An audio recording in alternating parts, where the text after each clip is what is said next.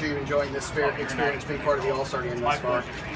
I'm having a blast. Anytime I'm on the baseball field, anytime I'm around the fans and ball players who love the game the way these kids do, it's always a good time, man. You know, Steve Califer and the guys down here, Somerset, do a great job. I've been out here many times. Beautiful night for a ball game, so let's have some fun. I know you got the chance to see guys hit on the field during batting practice. You said you've been out here several times. Speak about the talent level that you've seen here in the Atlantic League and how it compares to what you've seen in AAA, Major League level, how good the level of play is here. Well, it's right there. I mean, you know, these kids, a lot of them just need the opportunity. You know, I mean, a lot of them have different circumstances, different reasons, but, you know, the main thing is that, you know, to be a professional baseball player, you got to be pretty good, you know. And there's also different levels at AA, AAA, and big league. So I think a lot of these guys just looking for an opportunity, a break, you know, getting out at the right time, and they can realize their dreams. So it's the beauty of the game. It's the love of the game, and that's what I like about these kids, that they love it.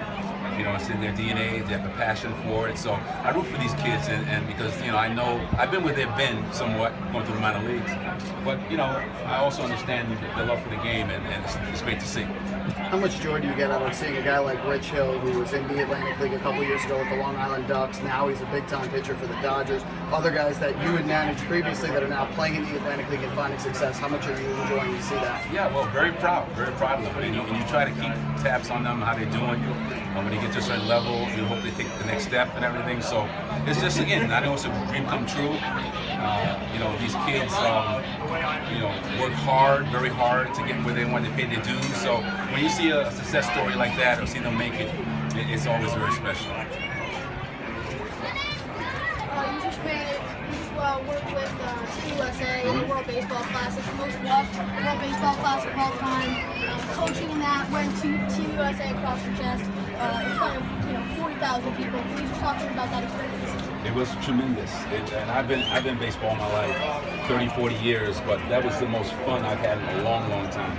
Championships, World Series, All-Star games, to be able to finally win the gold after, you know, a while of not being in the mix. I mean, I was with the team in 13 when we got beat, and I think it was the second round, left a bad taste in our mouth, but we came together with a group of some great guys. They checked their ego at the door, and they all committed to winning one for the USA, and I'm just so proud of the guys. I had the best seat in the house, so coaching third base is so cool to be able to watch all these great players, not only just on USA, but in the world. The Asians are getting better, the Latino players are outstanding, every country's getting better.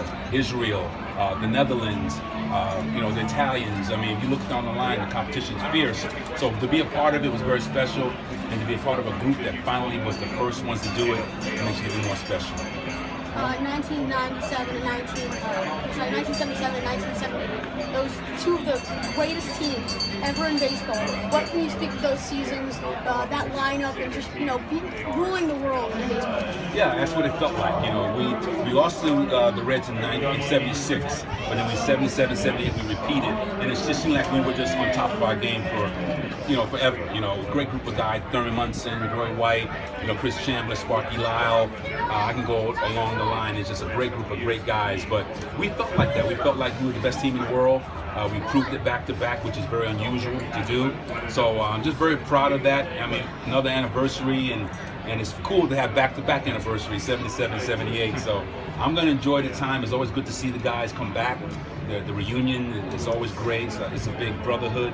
So I'm, you know, this is a great time for me because I get a chance to rekindle my old friendships. When you see a guy like Sparky, who's been in this league for so many years, been with the Somerset Patriots organization, and has been a manager here, have you given any thought and consideration of potentially being a manager or coach in the Atlantic League or at any other leagues throughout the rest of your career? Well, that could be something in the future. Right now, I would love to get back in the big leagues as a manager, but if I see that window closing, then there's something I might do in the future. You know, I got a beautiful family. I got a beautiful granddaughter coming in a couple of days. So my focus is more on my family right now and enjoying life, doing a little traveling. But that's not something that I would ever say I wouldn't do. Again, you know, these guys do a great job. Steve Califer and his group do a great job of bringing fans in and treating them great. Again, I've been here many times, so I get to see firsthand how well they do. So it's something that's a possibility. But right now, I'm going to just enjoy life and hopefully get another shot in the big leagues. And of course, I have to ask, being so tied into the Yankees organization, your thoughts on Aaron Judge and his meteoric rise into the big leagues. Well, I just hope that they don't put too much pressure on him. I mean, he's a great kid. I know him personally. Got a chance to work with him a little bit the last couple of years in spring training. He's an outstanding young man. The way he's been raised by his parents has been phenomenal. But for me, just to see a talent like that, it's very rare to see a guy 6'7", 280 play baseball. I mean, it's like watching LeBron James play baseball, someone like that. But his skill set is unbelievable.